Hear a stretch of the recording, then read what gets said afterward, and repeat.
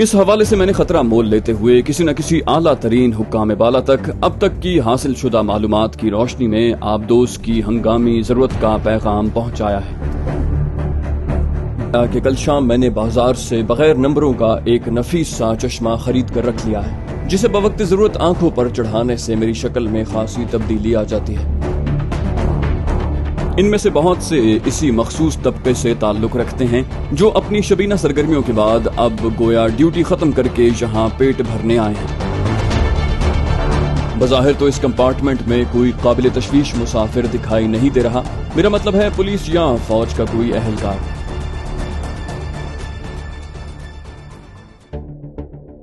اسلم کے جانے کے بعد میں نے حسب معمول آنے والے مشکل مراحل کے بارے میں غور و فکر شروع کر دی۔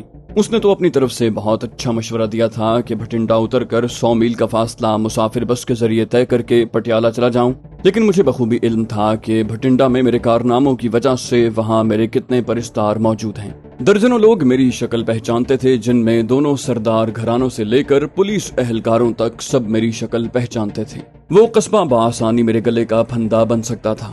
میں نے پنجاب کے نقشے کا بغور جائزہ لے رکھا تھا اور میں پنجاب میل کے روٹ سے بھی کافی حد تک واقف ہو چکا تھا۔ چنانچہ کچھ سوچ بچار کے بعد میں نے فیصلہ کیا کہ بھٹنڈا کی بجائے وہاں سے لگ بھگ 30 میل پہلے مانسا ریلوے اسٹیشن پر اتر جاؤں گا اور بس پکڑ کر پٹیالہ کی طرف روانہ ہو جاؤں گا۔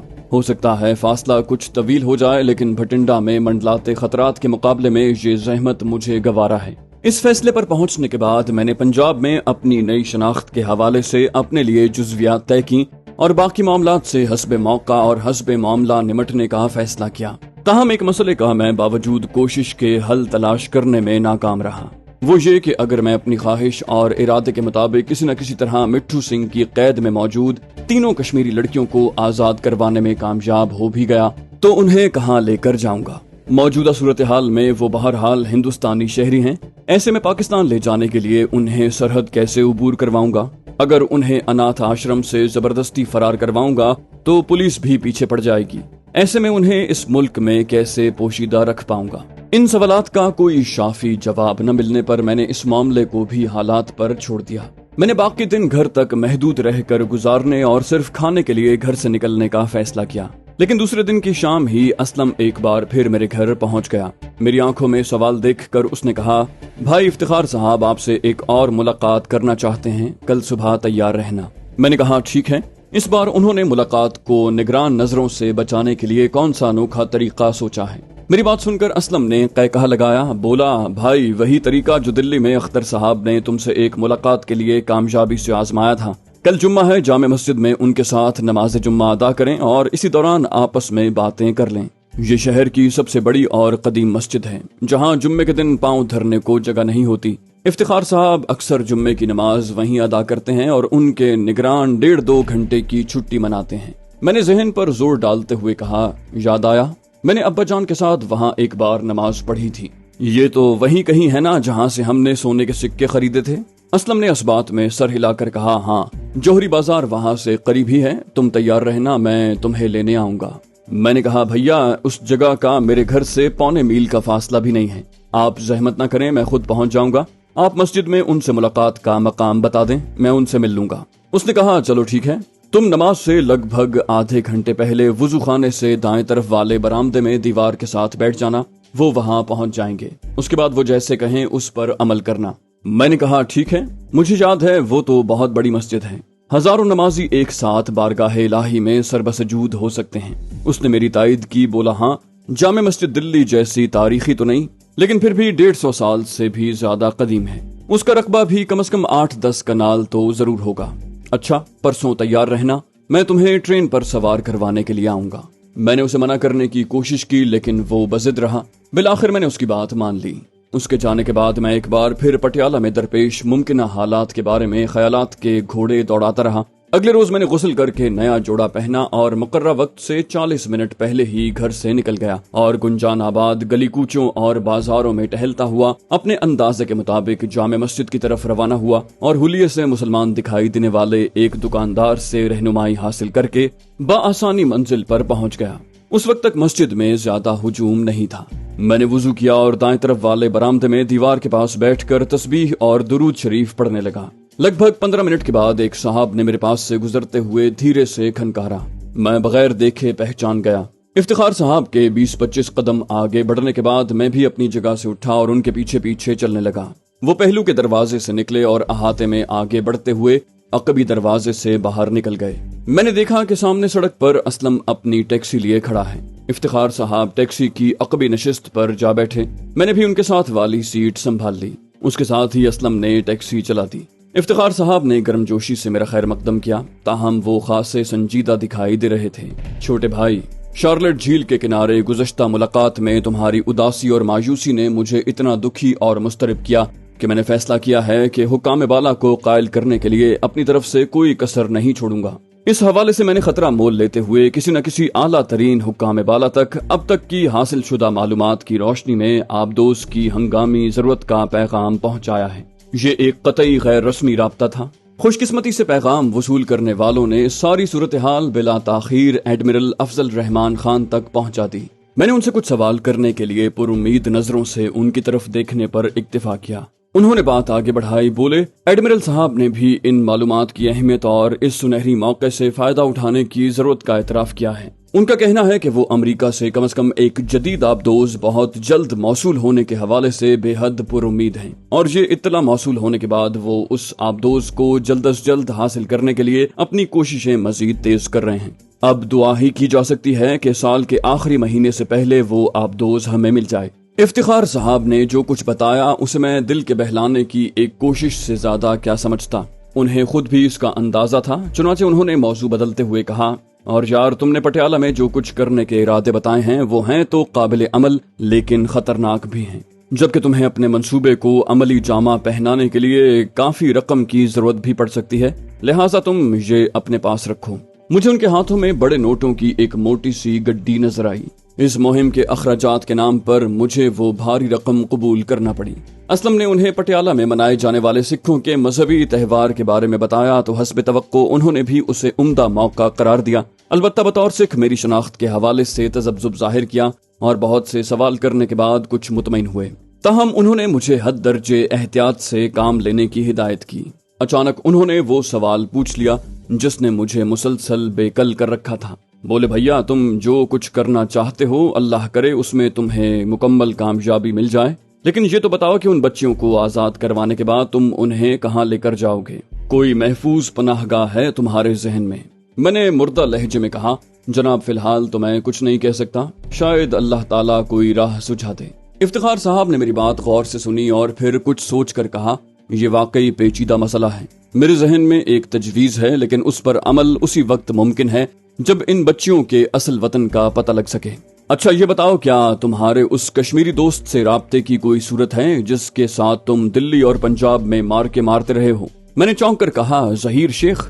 اس نے ملیر کوٹلا کے ایک مسافر خانے کے مالک کے توسط سے رابطے کا کہا تھا، لیکن یقین سے کہنا ممکن نہیں کہ اسے کتنے عرصے کے بعد وہاں جانے کا موقع ملتا ہوگا۔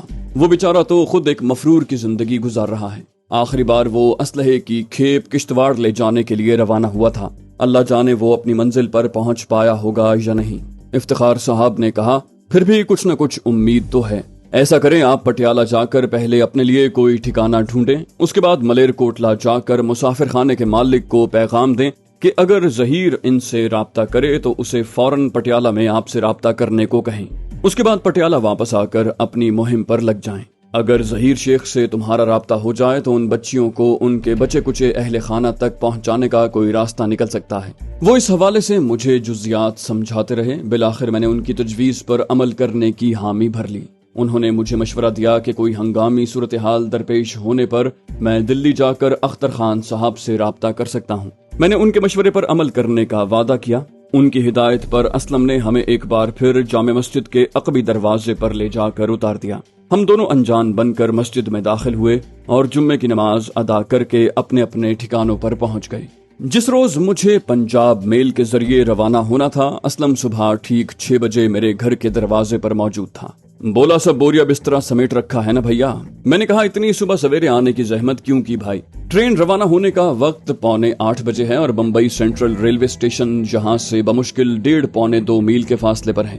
उसने अजीब फीकी सी मुस्कुराहट के साथ कहा, तुम्हें रेलवे स्टेशन पहुंचाने से पहले नाश्ता भी तो करवाना है भैया। क्या भूखे हमारे शहर से जाओगे? इसी बहाने कुछ वक्त तुम्हारे साथ गुजारने का मौका मिल जाएगा। खुदा जाने जिंदगी में कभी दोबारा मुलाकात हो सकेगी या नहीं। सच्ची बताऊं, इस मुख्तसर सी मुद्दत में तुम वाकई छोटे भाई जैसे लगने लगे हो। उसके लहजे में इतना प्यार और खुलूस था कि बेसाख्ता मेरी आंखें भीग गईं। मैंने उसे सीने से जकड़ते हुए बताया कि मेरा कोई बड़ा भाई नहीं है, अगर होता तो शायद उसी जैसा होता। असलम मुझे टैक्सी में बिठाकर भिंडी बाजार ही के इलाके में मेरे ठिकाने से लगभग 2 फरलांग के फासले पर वाक़े नूरे मोहम्मदी रेस्टोरेंट ले गया, जो मैंने इससे पहले कभी नहीं देखा था। अभी कोई 7 बजे का वक्त होगा, लेकिन ओस से भीगी नीम तारीख सर्दियों की सुबह होने के बावजूद न सिर्फ वो तुआम खाना खुला हुआ था, बल्कि दर्जनों ग्राहक भी गर्मा गर्म नाश्ते से पेट भरने में मशगूल दिखाई दिए। असलम मुझे साथ लेकर एक मेज पर जा बैठा। बोला, बॉम्बे में नाश्ते का ये मेरा पसंदीदा ठिकाना है।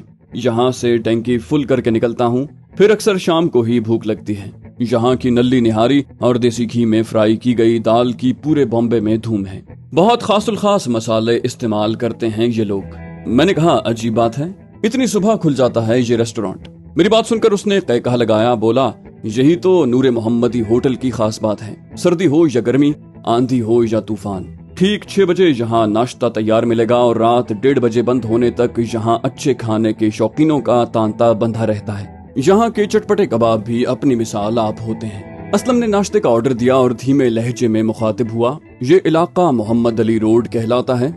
ये बॉम्बे में 2 नंबर धंधे करने वालों और गुंडे मवालियों का मरकज है। शाम से रात तक यहाँ खतरनाक मुजरिमों की रेल पेल होती है।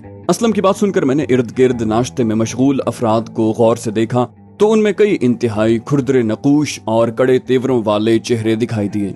असलम ने मेरी नजरों के हदफ भांपते हुए कहा, तुमने ठीक अंदाजा लगाया। इनमें से बहुत से इसी मखसूस तबके से ताल्लुक रखते हैं जो अपनी शबीना सरगर्मियों के बाद अब गोया ड्यूटी खत्म करके यहाँ पेट भरने आए हैं, लेकिन किसी गैर मुतल्लिका शख्स को इनसे कोई खतरा नहीं होता। असलम ने मुबालगे से काम नहीं लिया था। जायके और मेयार के एतबार से उस रेस्टोरेंट के खाने अपनी मिसाल आप थे। मैंने असलम की तकनीक के मुताबिक डट कर मुरगन नाश्ता किया और शाम तक के लिए भूख से आजाद हो गया। नाश्ते की कीमत असलम ने चुकाई, जो मुझे बहुत मुनासिब लगी। मेरा मुख्तसर सामान हमने पहले ही साथ ले लिया था, चुनाचे हम सीधे बॉम्बे सेंट्रल रेलवे स्टेशन की तरफ रवाना हुए और नागपाड़े के इलाके से गुजरते हुए तकरीबन 10 मिनट में मंजिल पर पहुंच गए।